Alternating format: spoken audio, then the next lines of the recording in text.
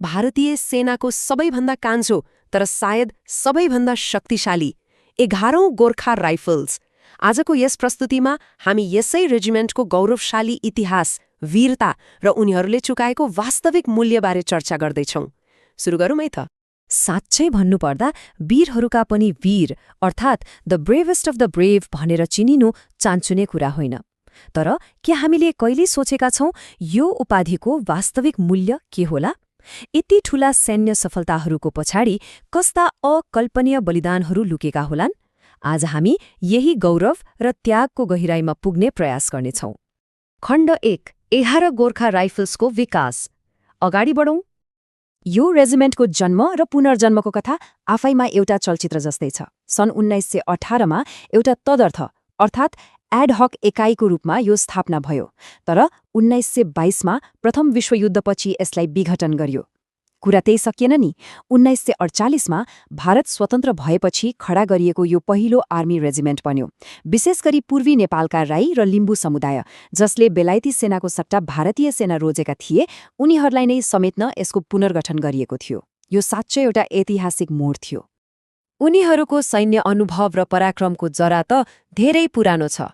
1947 को आधुनिक संरचना बन्नुभन्दा धेरै अघि नै प्यालेस्टाइन र मेसोपोटामिया जस्ता रणभूमिमा उनीहरूले आफ्नो क्षमता देखाइसकेका थिए।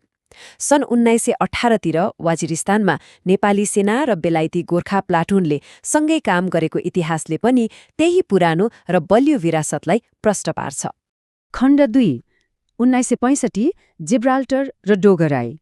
यो कालखण्ड उनीहरूको लागि एउटा ठूलो अग्नि परीक्षा थियो। त्यसबेलाको भूराजनीतिक अवस्था एकदमै तनावपूर्ण थियो।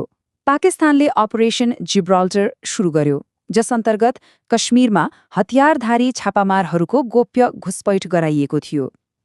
यो एकदमै गम्भीर स्थिति थियो र यसलाई रोक्न गोर्खा फौजको द्रुत र आक्रामक जवाफी कारबाही एकदमै अपरिहार्य बन्यो। अनि त्यसपछि सुरु भयो कडा प्रत्याक्रमण, जुन सिधै लाहौरको दैलोमै पुगेर भयो।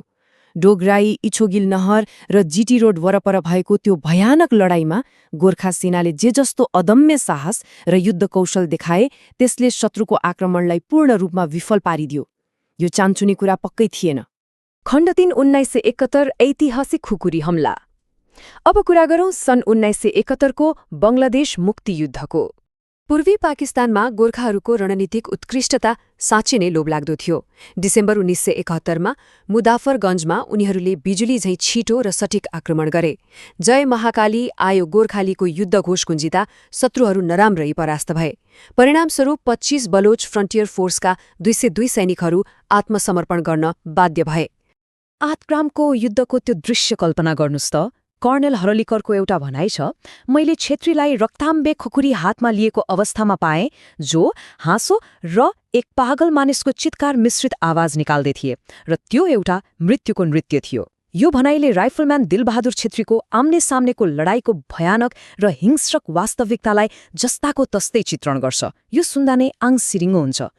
खण्ड 4, 1989 कारगिल हिमशिखरमा वीरता। अब भने हामी कठ्याङ्ग्रिने हिम शिखरहरूतर्फ लागौं, जहाँ 11 गोर्खा राइफल्सले देशको लागि सर्वोच्च गौरव प्राप्त गर्यो। खालुबारको लडाईँका शारीरिक चुनौतीहरू साँच्चै अकल्पनीय थिए। यसो विचार गर्नु त, 16,000 फिटको उचाइ, 14 घण्टाको निरन्तर हिँडाइ, त्यसमाथि 80 डिग्रीको ठाडो उकालो र शून्यभन्दा धेरै कम तापक्रम। एकातिर भारी गोलाबारी, अर्कोतिर आफ्नै भारी एसएलआर राइफलहरूले काम गर्न छोडेको अवस्था। त्यस्तो विकट परिस्थितिमा पनि युद्धकै बीचमा हल्का इन्सास राइफलहरूको प्रयोग सुरु गरेर उनीहरूले जुन अद्भुत अनुकूलन क्षमता देखाए, त्यो आफैमा एउटा मिसाल हो। यही युद्धले जन्माएको एउटा अद्वितीय गाथा हो क्याप्टेन मनोज कुमार पाण्डेको सर्वोच्च वीरता। काँध र खुट्टामा गम्भीर चोट लागेको थियो, तर पनि उनले हिम्मत हारेनन्। निधारमा घातक गोली लाग्नु अघि उनले एक्लै 4वटा शत्रु बङ्करहरू नष्ट गरेर ती महत्त्वपूर्ण शिखरहरू सुरक्षित गरेका थिए। यो स्तरको समर्पणलाई शब्दमा वर्णन गर्न गाह्रो छ। यही अभूतपूर्व समर्पण र वीरताले गर्दा 11 गोर्खा राइफल्सले बटालिक र कारगिल जस्ता ठूला सम्मानहरू प्राप्त गर्यो। भारतीय सेनाको सर्वोच्च सम्मान परमवीर चक्र र अशोक चक्र दुवै प्राप्त गर्ने विशेष युनिटको रूपमा उनीहरू साँचो अर्थमा द ब्रेभेस्ट अफ द ब्रेभ साबित भए। खण्ड 5 युद्धको मानवीय र मानसिक क्षति। यहाँनिर आएर हामीले एकैछिन रोकिएर गहिरिएर सोच्नु पर्ने हुन्छ। यी पौराणिक गाथाहरू र विजयका पछाडि एउटा दुःखद र गम्भीर वास्तविकता लुकेको छ, त्यो हो मानवीय क्षति। यी रणनीतिक विजयहरू प्राप्त गर्न कति ठूलो रगतको मूल्य चुकाउनु पर्यो? तथ्याङ्कहरू हेर्ने हो भने हृदय विदारक छन्। सन् 1979 मा खालुबारको बाटोमै कठोर मौसमका कारण 30 जना सैनिकले ज्यान गुमाए। आक्रमणकै क्रममा क्याप्टेन पाण्डेसहित 13 वीरहरूको बलिदान भयो। अझ प्रथम विश्वयुद्धको क्यालिपोलीको कुरा गर्ने हो भने त केही घण्टामै 7 अधिकृत र 129 जवानले ज्यान गुमाएका थिए। विजयको उत्सव मनाइरहँदा यी क्षतिहरूले हामीलाई युद्धको यथार्थ धरातलमा ल्याइपुर्याउँछन्। र युद्ध मैदानमै सकिँदैन नि।